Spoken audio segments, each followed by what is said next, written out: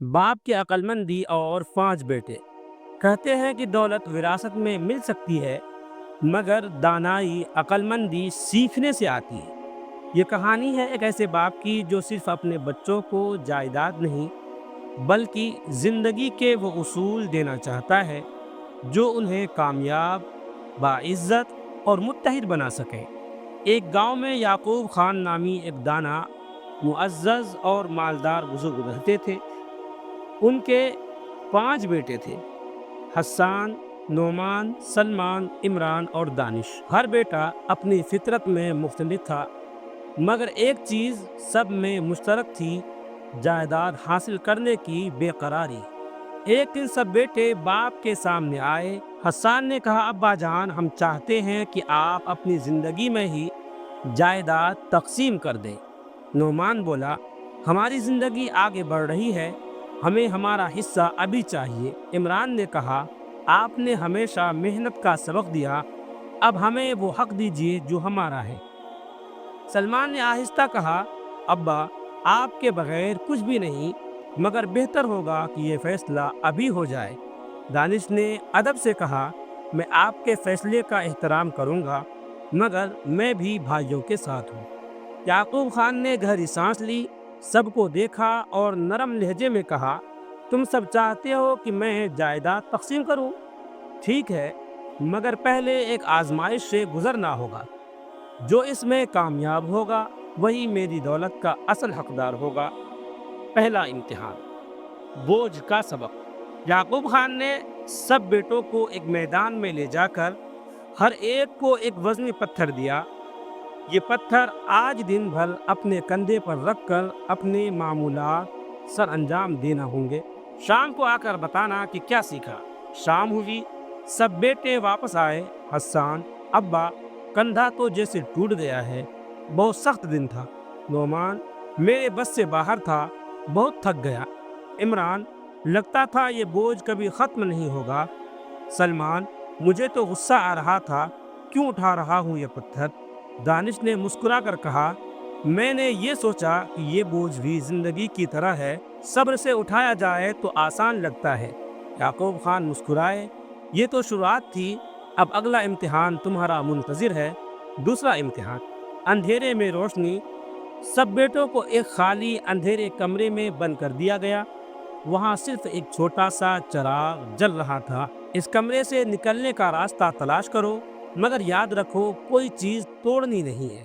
کچھ دیر بعد نعمان، چراغ بجھا دیتے ہیں، شاید کوئی اور راستہ دکھے۔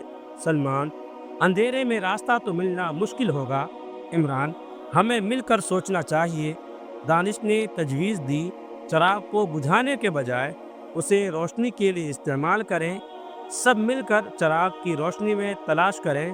چراغ کی روشنی میں سب نے مل کر راستہ تلاش کیا اور آخرکار کامیابی سے کمرے سے باہر نکل آئے۔ یعقوب خان نے خوش ہو کر کہا، تم نے سیکھا کہ روشنی راستہ دکھاتی ہے، مگر صحیح سمت میں چلنے کے لیے عقل اور اتفاق چاہیے۔ تیسرا امتحان: اتفاق کا امتحان۔ آخری امتحان کے لیے یعقوب خان سب کو دریا کے کنارے لے گئے۔ یہ کشتی لو اور دریا کے پار جاؤ، مگر یاد رکھو سب کو اپنی جگہ سمجھ کر کام کرنا ہوگا۔ اگر کشتی ڈوبی تو تم سب ناکام کہلاؤ گے۔ کشتی روانہ ہوئی۔ حسان، میں چلا رہا ہوں، سب میری سنیں۔ نعمان، تمہیں راستہ آتا بھی ہے؟ عمران، خاموش ہو جاؤ، کشتی ڈوب جائے گی۔ دانش نے نرمی سے کہا، ہمیں اپنی اپنی ذمہ داری سمجھنی چاہیے۔ ایک کشتی چلائے، دوسرا راستہ دیکھے، باقی توازن بنائے۔ سب نے دانش کی بات مانی۔ کشتی صحیح سلامت کنارے پر پہنچ گئی۔ یعقوب خان کے بیٹے دولت کے پیچھے آئے تھے، مگر وہ زندگی کے راز لے کر واپس لوٹے۔ وہ سمجھے کہ اصل وراثت زمین، مکان یا سونا نہیں، بلکہ وہ عقل، اتحاد اور سمجھداری ہے جو نسلوں کو کامیابی کی راہ دکھاتی ہے۔ جب انہوں نے کشتی پار کی، وہ صرف دریا نہیں بلکہ انا، ضد اور خود غرضی کا طوفان بھی پار کر چکے تھے۔ یعقوب خان مسکرائے، آنکھوں میں اطمینان تھا، تم سب نے میرے 3 امتحان مکمل کر لیے۔ ان میں زندگی کے 3 عظیم سبق چھپے تھے۔ نمبر 1، ہر بوجھ زندگی کا حصہ ہے، مگر صبر اور فہم سے اسے آسان بنایا جا سکتا ہے۔ نمبر 2، اندھیرا ہمیں گمراہ کر سکتا ہے مگر عقل اور اتفاق سے روشنی پیدا ہوتی ہے۔ نمبر 3، کامیابی کا سفر صرف تب ممکن ہے جب سب اپنی ذمہ داری سمجھیں اور ایک دوسرے سے تعاون کریں۔